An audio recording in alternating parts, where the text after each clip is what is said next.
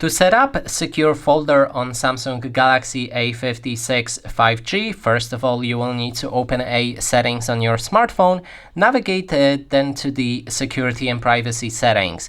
Scroll down again and select more security settings, go for secure folder, and right here we can begin the setup. So click on continue. You can read through that introduction if you like. I'm just gonna press on continue. Right after that, there will be a loading screen, and here you might need to wait around 2 minutes until it's finished.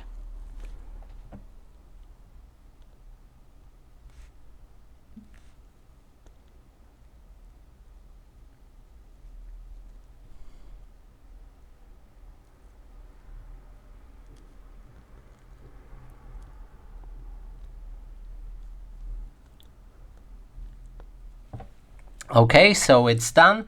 Next step would be to create our password for secure folder. I'm gonna go with the pattern right here and create it real quick. So now we have our secure folder lock created. You can allow or do not allow to create the backup in your Samsung account, so you can recover the password in case you forgot it. I'm gonna allow it, and then we have our secure lock type created. We can move to the next step, and here we can place the apps or files in our secure folder.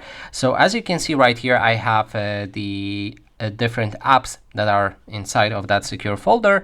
There's, for example, My Files, which acts kind of different than any other app, as if you open it, you'll be able to hide your files right here in those and see those files inside right there. If you want to add additional things, click on the plus button, and then you can add different apps that you would like to hide inside that folder. You can always click on the 3 dots right there as well to add files, which you can, as I said, check with My Files app.